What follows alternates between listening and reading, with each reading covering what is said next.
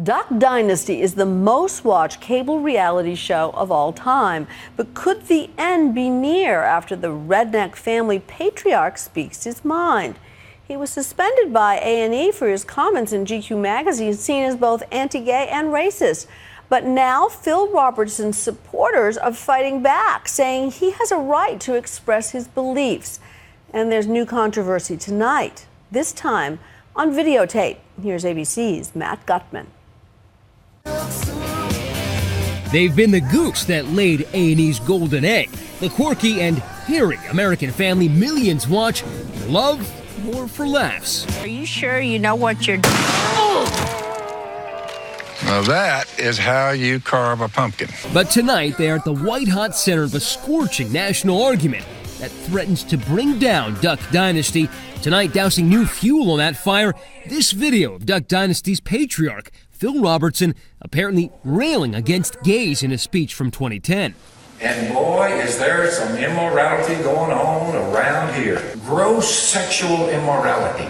A fire and brimstone sermon delivered a year before Robertson's family of duck hunters We have a winner. presided over the most watched unscripted cable show in history. Women with women, men with men.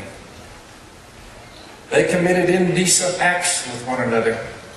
This is just the latest twist in a controversy-crammed week that began with the reality king Robertson telling GQ magazine, start with homosexual behavior and just morph out from there. Bestiality, sleeping around with this woman and that woman. But he didn't stop there, adding race to the mix. Robertson said the African Americans he knew in the Jim Crow South were happy. I never with my eyes saw the mistreatment of any black person, pre-entitlement, pre-welfare. You say, were they happy? They were godly. They were happy. No one was singing the blues. It may come as little surprise that a self-proclaimed religious redneck like Robertson may have some strong opinions, but reaction has been fiery. The NAACP and a gay rights organization calling Robertson's remarks dangerous and revisionist. When I hear someone compare my relationship of 10 years to bestiality, they're essentially calling my partner a dog. They're essentially saying that you are less than human. A&E, which airs the wildly popular Duck Dynasty, suspended Robertson, and that has only fueled the tsunami of support for the bearded patriarch. His supporters refusing to duck and cover. A Facebook page calling for Robertson to return and for A&E to be boycotted has more than 1.5 million likes. And online, millions are putting their names on various petitions. We counted at least 13 separate petitions supporting Robertson on change.org alone. And politicians have also come to Robertson's defense. Sarah Palin, seen here with the Duck Dynasty cast, accused liberals of applying the First Amendment selectively. Even the governor of Robertson's home state making his own pro-duck call. The left is tolerant of every viewpoint except those that disagree with them. The Robertsons family is simply the latest in a long line of people, individuals, families that have been bullied by the cultural elite, in particular by GLAAD and organizations like that. It may seem odd that this new salvo in the culture war is swirling around a reality show based in West Monroe, Louisiana, but Duck Dynasty is no ordinary fare.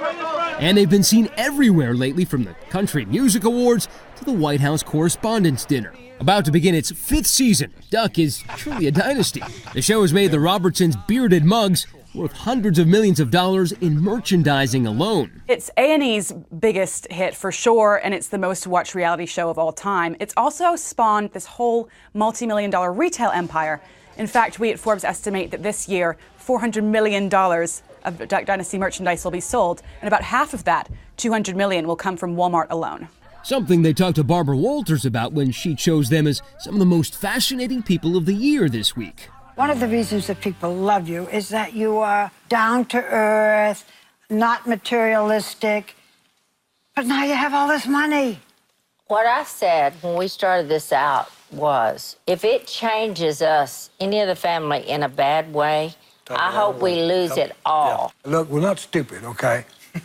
We've been poor, okay? We've been rich. Rich is better. Yeah. At its heart, this show is about family. Amen. You need to be redneckified. I hung out with them for a day this year, and they preached the gospel of their love of all things they consider good. guns, fried frog's legs, family, and God. Amen. In fact, their shop is a shrine to many fans. Say cheese. The family has never hidden its religious views. They pray at the end of every show. Folks, let's bow.